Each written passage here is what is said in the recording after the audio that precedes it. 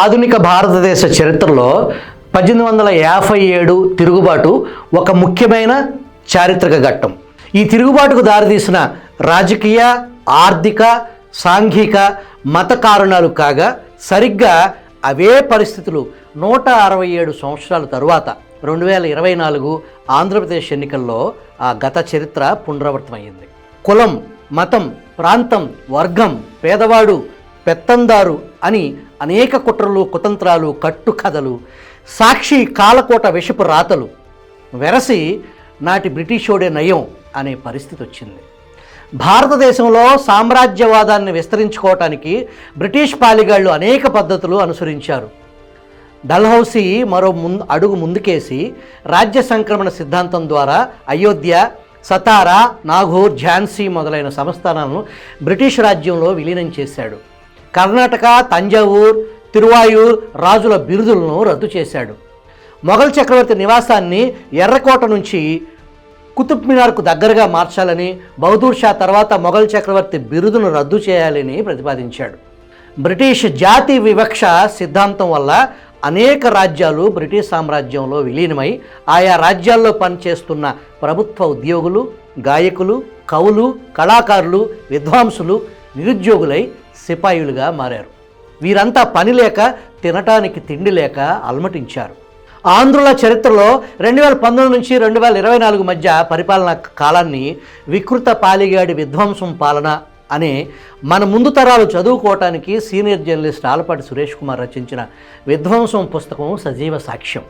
నాడు బ్రిటిషర్లు భారతదేశంలో వ్యవసాయాన్ని, పరిశ్రమలను నిర్లక్ష్యం చేశారు. కుటీర పరిశ్రమలు దెబ్బతిన్నాయి.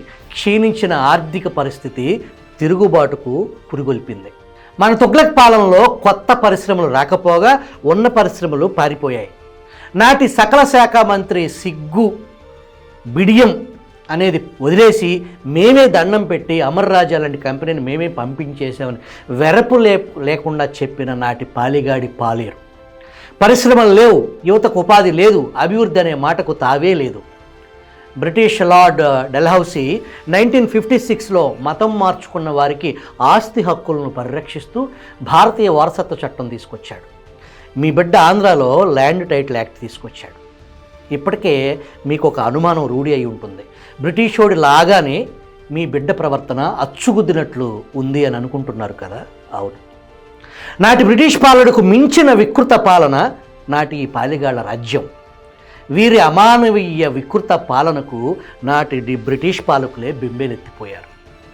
నాటి బ్రిటిష్ కలెక్టర్ మన్రో పాలిగాళ్లను పట్టుకుని ఉరితీయించాడు. కొంతమంది లొంగిపోయిన పాలిగాళ్ల నుంచి ఆయుధాలు స్వాధీనం చేసుకుని కోరలు పీకి నెల నెల పింఛనిచ్చి పక్కన పడేశాడు.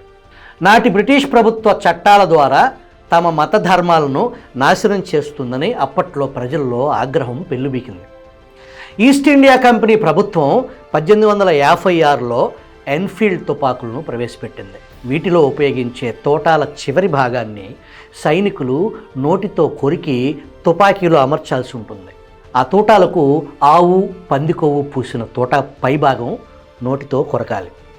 ఆవు హిందువులకు పవిత్రమైంది. ముస్లింలు పందిని అపవిత్రంగా భావిస్తారు. దీంతో బ్రిటిష్ వాళ్ళు తమ మతాలను ఉద్దేశపూర్వకంగా కించపరచటానికే ఈ పని చేశారని సిపాయిలు విశ్వసించారు. కొన్నేళ్లుగా తీవ్ర అసంతృప్తికి లోనైన సిపాయిలు 1849, 1850, 1852లో తమ నిరసనను తిరుగుబాట్ల రూపంలో ప్రదర్శించారు. 1857 నాటికి ఈ అసంతృప్తి తారాస్థాయికి చేరుకుంది. ఈస్ట్ ఇండియా కంపెనీలో 2 రకాల సైనికులు ఉంటారు. బతుకు తెరువు కోసం సైనిక ఉద్యోగులుగా చేరిన భారతీయులను సిపాయిలు అని పిలిచేవారు. బ్రిటిష్ వారిని అయితే మాత్రం సైనికులుగా పిలిచేవారు. వీరిద్దరి మధ్య హోదాలు, జీతభత్యాల్లో చాలా తేడా ఉండేది. సిపాయి సైనిక నిష్పత్తి 4:1గా ఉండేది. 1856లో lord Canning general services enlistment act ప్రవేశపెట్టాడు. సిపాయిలు ఏ ప్రాంతానికైనా వెళ్ళి యుద్ధం చేయవలసి ఉంటుంది. హిందూ ధర్మశాస్త్రం ప్రకారం సముద్ర ప్రయాణం నిషేధం. కులం, మతాన్ని సూచించే చిహ్నాలను తీసేయాలనే ఉత్తర్వులు సిపాయిలను మరింత ఆందోళన కలిగించింది. క్రైస్తవులైన బ్రిటిషర్లు హిందువులందరినీ క్రైస్తవ మతంలోకి మారుస్తారనే అనుమానం ప్రజల్లో బలంగా ఏర్పడింది. క్రైస్తవ మిషనరీలు తమ మత ప్రచారాన్ని ఉధృతం చేశాయి. 1853 చార్టర్ చట్టంలో క్రైస్తవ మిషనరీలకు సౌకర్యాలు కల్పించటం, ఇంగ్లీష్ విద్యా వ్యాప్తికి నిధులు కేటాయించడం లాంటివి ప్రజల్లో ఆనాడు తీవ్ర ఆందోళన కలిగించాయి. మత మార్పిడులను ప్రోత్సహించి భారతదేశాన్ని క్రైస్తవ రాజ్యంగా మార్చడానికి బ్రిటిష్ వారు ప్రయత్నిస్తున్నారనే భావన భారతీయుల్లో ఏర్పడింది. మీ బిడ్డ చేసింది కూడా సేమ్ టు సేమ్ అదేగా. పాస్టర్లకు వేతనాలు, గుడి స్థలాలు, పొలాలు కబ్జా చేయటం, రికార్డులు మార్చివేయటం, రథాలు తగలబెట్టించటం, హిందూ విగ్రహాల తలలు నరికించటం అనేక దారుణాలు జరిగాయి. 1857 ఫిబ్రవరి 26న వెస్ట్ బెంగాల్ భారత్పూర్ 19వ పటాలో సైనిక కవాతులో పాల్గొలేదు. 1857 మార్చి 29న భారత్పూర్ 34వ పటాలానికి చెందిన మంగల్ పాండే అనే సిపాయి తోటాలను వాడటానికి నిరాకరించాడు. లెఫ్టినెంట్ బాగ్ అనే బ్రిటిష్ సైనికాధికారిని కాల్చి చంపాడు. దీంతో మంగల్ పాండేని ఉరితీశారు. సిపాయిలు పంది కొవ్వు, ఆవు కొవ్వు పూసిన తోటాలను ఉపయోగించడానికి నిరాకరించడంతో వారందరినీ శిక్షించారు. 6గురిని సైనిక న్యాయస్థానంలో విచారించి 10 సంవత్సరాల పాటు కఠిన కారాగార శిక్ష విధించారు. తిరుపతి లడ్డు అపవిత్రం కారకులకు ఎటువంటి శిక్ష విధించాలి? కూటమి ప్రభుత్వం వచ్చిన తర్వాత జేఈఓ శ్యామలరావు చేసిన మొట్టమొదటి పని లడ్డు ఎందుకు రుచి లేకుండా పోతుంది అని విచారణ ప్రారంభించారు. జగన్ ప్రభుత్వం ఏర్పడిన తర్వాత అప్పటి వరకు నెయ్యి సరఫరాదారు నందిని డైరీని పక్కన పెట్టి ఉత్తరప్రదేశ్కు చెందిన సంస్థకు టెండర్ కట్టబెట్టడం వెనుక జగన్ హస్తం ఉందని కూటమి ప్రభుత్వం నిర్ధారణకు వచ్చింది. టీటీడీ జేఈఓ శ్యామలరావు నందిని డైరీని తిరిగి ఆహ్వానించారు. అప్పటి వరకు జగన్ నెయ్యి పక్కన పెట్టేసి ఆ నెయ్యి శాంపిల్స్ను దేశంలోనే ప్రఖ్యాత ల్యాబ్కు పంపితే లడ్డూల తయారీకి సరఫరా చేసిన నెయ్యిలో ఫిష్ ఆయిల్తో పాటు గొడ్డు, పంది కొవ్వు నుంచి తీసిన నూనెలు కలిపినట్లు తేలిందని తెలుగుదేశం పార్టీ అధికార ప్రతినిధి ఆనం వెంకటరమణారెడ్డి మీడియాకు తెలియజేశారు. గొడ్డు, పంది కొవ్వు అనే పేర్లు వినగానే మీకు 167 సంవత్సరాల నాటి సిపాయి తిరుగుబాటు గుర్తొచ్చిందా? దట్ ఈజ్ వికృత రోత పాలిగాడు.